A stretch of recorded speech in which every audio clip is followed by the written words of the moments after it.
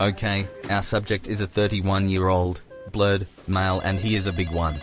Pay attention, newbies, we are going to get a few of these types in the next few days. Sir? Yes, noob.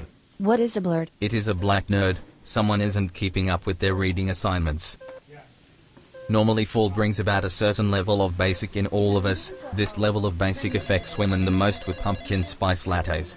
Although, it may infect men. And this can be dangerous because men are dumb and don't understand moderation. Exhibit A, due to his love of taffy apples. Sir, do you mean candy apple? Bitch, I said what I said. Now, as I was saying, the patient arrived at the store and cleared out a row of taffy apples. And ate 6 taffy apples in 1 hour. His reasoning was they were apples, and his last words were, "I have no regrets." Advise a heavy dose of self-control and take his wallet away. I have an addiction. Don't judge me, judge your mind.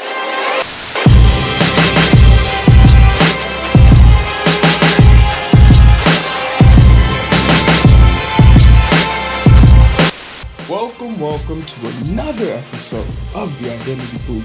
Thank you for joining me today. And before we even get started, I would like to thank you guys outright just for, liking, liking, sharing, subscribing, doing the basic things to keep this going. I appreciate you guys so much. It's really helping out.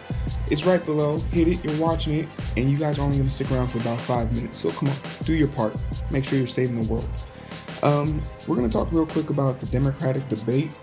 This is probably the last thing I filmed, but it's the first thing I'm going to post. But there was a Democratic debate, I think, Thursday, September the 12th. There was 10 candidates down from the 22 that was from the 2-night extravaganza. It was done at HBCU, Texas Southern, I believe. And we could recap the whole thing. It was about 2 hours long. And ostensibly, since there's still 10 of them, this is still like prelims. Let's just get down to the nitty gritty, the good, the bad, and the ugly. All right. So let's talk about the biggest winners. Okay. In order, the biggest winners for me were Warren, Bernie, and Pete. And starting off with Warren, Warren was probably seemed the most human to me. She received a few questions that she danced around, like trying to explain exactly how she was going to get her health care paid for, or dancing around how she was going to get the corporate media and all these other companies off of Wall Street, how she was going to attack Wall Street. She doesn't have a plan for those things. Her foreign policy is weak. But on that stage, she seemed the most human to me. She was the only one that brought up the middle class. She was the only one that mentioned teachers, because she is one. She only one that mentioned, that no one really likes their healthcare insurance, and you don't really get to decide because, if you're 36% of the population who get their insurance from their company, it's all about what the company wants. And trust and believe, they're trying to save that almighty dollar. We're talking about the money, baby. That's what they're trying to save. But she was out there putting herself on them and sticking to this notion that she is for universal health care. She is the liberal left as we know it. She is a socialist. And while some of her more candid statements were more of the questions about like how she's going to do this weren't proactively attached or proactively approached, I don't think the debate stage was the time to give a 10-minute speech about within a 45-second speech window. So I implore her for not being goaded into trying to explain away certain things as certain candidates were. But moving on, Bernie Sanders, strong, delivered, decisive. He seemed angry, seemed hostile. Maybe because he's having to do all of these random things and, he's being put up against basically him and Warren versus the rest of the left. And that's a very corporate left. Let's be clear. Like, there is no, they are all on the same side, but they're not all playing for the same team. Looking at Cory Booker, looking at Kamala Harris, looking at Biden, who have all hit over $20 million from corporate PACs. This is the reality of the situation of the Democratic Party. There's a bunch of rich people hiding in the Democratic Party claiming to understand where you're coming from. But Bernie, always decisive, always strong. I really enjoyed watching him talk. I really enjoyed him giving it to the people who dared to challenge him. He once said something to Amy. Amy challenged him about his policy, and it came off as a woo moment, but ostensibly he was like, yeah, congratulations to you. You read it. I wrote it. Get fucked. It was just a really weird chain of events.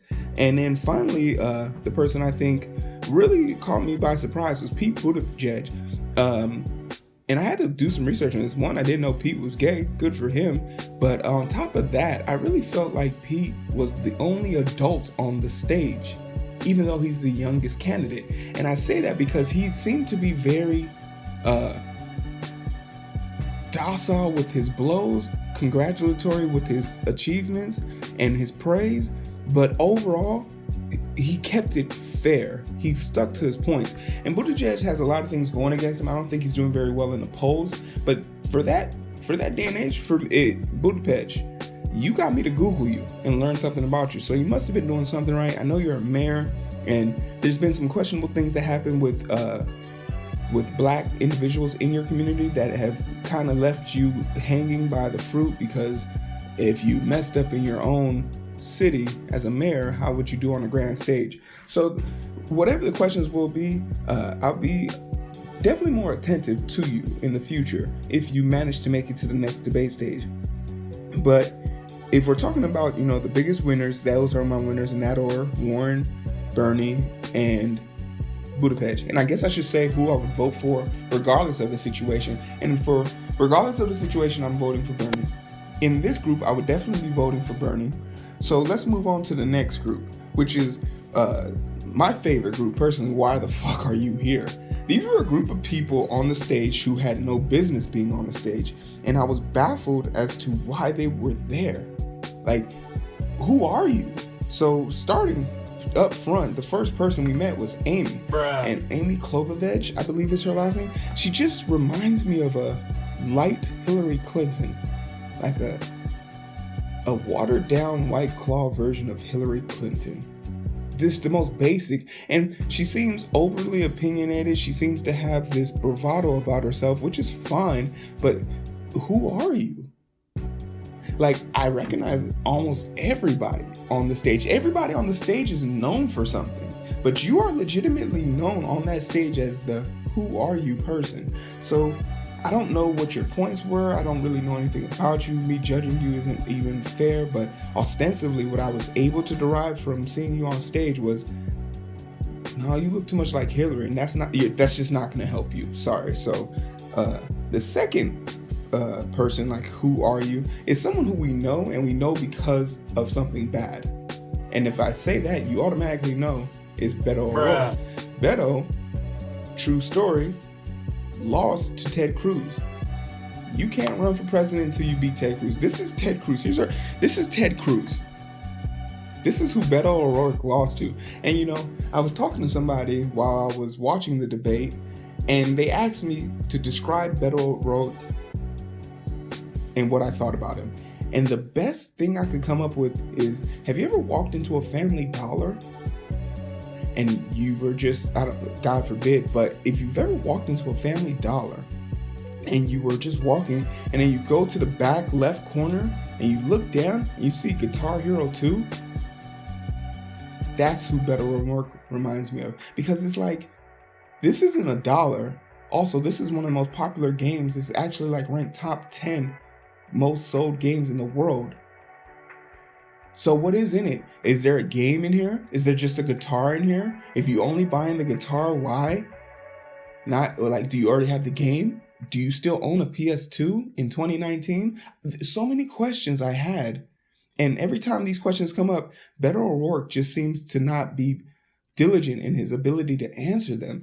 He takes money from corporate PACs, then he doesn't. He wants to take all assault rifles, and he doesn't understand the magnification of him saying that. Beto O'Rourke saying we're coming to take all assault rifles is exactly what gun ownership wants. It's almost as if he was doing a campaign for gun ownership. And that is then the cycle of retaliation. People feel threatened that their guns are going to be taken. They go stockpile them. Then tax season comes around, or they get low on their times, and they try and sell these guns off to random strangers. And then we have these guns who were originally bought legally and registered, now being put out into the universe for random psychos to grab so that they can then come shoot up your neighborhood. Like, you have literally, like, whether Beto O'Rourke doesn't know it, and I'm blaming him for this, for not having the nuance and being too emotional, you have started the next cycle for the next mass shooter, because one of the guns that were purchased not even 12 hours after you said that statement by some scared pussy-ass dude is going to lead to another person getting a gun that they weren't supposed to. Facts. And then we got Cory Booker, Doll Eyes, as I like to call him. He gets so much, he's in the Senate. I think he's Senate or Congress. He's in our Congress. Stay there, bro. Win. Keep going. I enjoy seeing Facebook snippets of you trashing and thrashing people who come into the council trying to lie. I really appreciate you doing that. And he has a really interesting story. Like, he's done some amazing things. Like, he's taking people out of fires and all this, but when it comes straight down to it, he's a basic Democrat, and by that means he's going to protect the rich. He's going to pretend like he's going to be cool with the poor, and he's just going to keep it steady. The status quo will remain. His plans aren't solidified with anything, and he's clearly speaking on the behalf of his backers. Cory Booker, as a person, you don't know, because he's speaking on the behalf of his backers. So what the fuck are you doing here, bro? Get lost. But I appreciate you. Respect. And then finally, let's talk about the biggest losers of the night. And this is something that really, like, I say with a grain. Joe Biden is, for the other group, if I had to pick one person out of that group, it'd probably be Cory Booker, just because, like, I own a PlayStation 4, and who's Amy? The biggest losers in order were Joe Biden, Kamala Harris, and Yang, I believe. And here's why. Starting off with Biden. Biden really showed his weaknesses, and just he doesn't have the stamina to do this. He's too emotional. He used the phrase, "I can do this." No, you cannot, bro. No, you cannot. You were the vice president already. Mike, like, you already had the opportunity to do it, and you did it. So what are you talking about? Like, what's your game plan here? You had 8 years, bro. Some of them were good, some of them were bad. You didn't fix the border issue. So we have it here. So ostensibly we can say we're in this predicament because of your lack of preparedness. People were mad at Castro for jabbing him about that thing, and upon reflecting on it, I say no, because that's what Trump does. You got to be ready to fight. And Joe's not ready to fight, and I think he's too emotional. I think this would be a thing. He wants to have a backyard brawl with Trump. He doesn't want to really do politics with Trump. His healthcare plan is twice removed. He's not up to date. He calls things out of term. His memory's failing him in interviews. Like, Joe, Uncle Joe. Here, Uncle Joe. Hear me, bro. Go back to the meme community. We miss you. We miss you. You're ruining the image we have of you. It's okay. Let the future be the future. Let the past be the past. We don't need you. Kamala Harris. I really feel like she was on that stage to, like, just for meme purposes, like to make fun of Trump. Her opening statement was dedicated to Trump, not to anyone else. Trump wasn't watching this because he was actually in Baltimore giving a speech. So you wasted your time. 2, you're at a HBCU and you only mentioned it twice. I would have leaned into that. And they could have said, "Oh, she's being biased." Well, you went to an HBCU, so you're allowed to be. If I'm doing anything at HBCU, I'm gonna be like, "Yeah, I went to the yard. What's good?" Step on that. She was poking fun, laughing during her answers, just didn't seem to be taking it very seriously. At one point in my mind, I was like, is she intoxicated? And she danced around the questions once again, and I applaud her. And also, it's deplorable because it's like, just answer the question or just apologize for it. That was something I didn't see a lot of. People who did get pushed on topics about their faults or their flaws just didn't own it. Accountability. The most important thing that you can do to show that you're growing or you're leader worthy is just have some accountability. Accountability. You can't go wrong with it. It will literally set you free. And she just wasn't like, you did some horrible things when you had positions of power. Like the moderator jabbed her twice and pressured her twice. And it was a black lady too. So, it was that added thing. She just seemed like she was annoyed by it. Like, get lost then. Because we're not here to make you feel comfortable. You're gonna be going against Trump. And he has a specialty of making fun of African American and minorities, especially women. Ask the squad. And then finally, the biggest loser for me was Yang. And it wasn't because he wasn't charismatic. It wasn't because he wasn't his ideas weren't new or refreshing. It just seemed too good to be true. Like when you hear about politicians lying, Jeffrey Yang was what I envision now. The fact that he offered to pay 10 families $1,000 every month for the rest of the year, I feel like that's a campaign violation. It has to be breaking some type of rule because you're basically taking in money and redistributing it. Like that's a tax loop. Also, he's the only person who doesn't have a tie on. Like, it just becomes noticeable. Like, you don't come off as cool or hip. You come off as disingenuous. Like, you come off as you don't care. Like, every time you talk about something, healthcare, military, foreign policy, Black Lives Matter, it's all about money. And even his Democratic bucks, he was talking about making it so that the people have the power to vote. But when the top one, like mathematically speaking, if the top 1% is outweighing the whole entire middle and lower class, $100 from each person in addition is still not enough to add up to that 1%. So mathematically speaking, it doesn't work.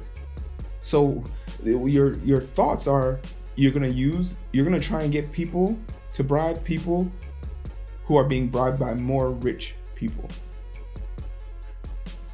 It doesn't add up, it doesn't equate. And really, I just think like, okay, and there was a statement he made about like how he was Asian, and because he's Asian, he knows doctors. I don't really know where that statement was going or where it came from. I took it as a gaffe, as a goof. I didn't hold it against him, but it just rubbed me the wrong way. And ultimately, it's going to come down to feelings, because a lot of people, it's going to come down to feelings. And you don't feel like a presidential candidate right now. I think like you need more exposure. We need to see you more in a political sense. Like, you're a businessman. Let's see you run a state first, and then you can come back and run the country. And then you played yourself award is going to have to go to Castro. Oh no. And it's simply, once again, it's about feelings here. You're dealing with a generation, like, and Castro had some really great debates from the first two debates, from the first round of debates. Great debates. His counter in Spanish, and his ability to speak on things that innately affect him and his people was great. And the fact that he has expertise in it. But then when he was challenged on things, because he was in the same house that Cory Booker was in when certain laws and certain things were happening, and he was part of those decisions that didn't go in our favor. And it's like, so you didn't do it then, what you gonna do now? And the argument can always be made, I needed more power. So I see this as like he took low-hanging fruit with that jab to Joe Biden. I have no problem with that, but the rest of the world is. You have to know your audience. You're dealing with a lot of sensitive people, a lot of people who live in the post Me Too era, the post don't call me she, he, it's a it or us. Like, you have to be innately aware of these things. And attacking Joe Biden is almost like attacking Barack Obama. That's how people saw it. And unfortunately for you, that hurt you. And because of it, even though I knew that you didn't mean it, all your other points just fell to the wayside. And I couldn't really figure out where to put you in this group. Oh yeah, and back to the other group. If I had to pick like someone from that group to pick, it would probably be Kamala Harris. But yeah, Castro, man, you fucked up, and you probably won't make it to the next round. But for all intents and purposes, that was my little insight to what I thought about the Democratic debate. Before I tell you guys to like, share, subscribe, and keep my channel going, make sure that you know where to register to vote, how to get into the primary votes. I'll probably do a video about that. In fact, I've probably already done a video on that, but I'll do it again because I think it's important that we all get up and do something about it. Like the truth is, the one thing that was said in this debate that really made sense is it doesn't really matter who wins the primary for the Democrats. The question comes down to, can you beat Trump? Period.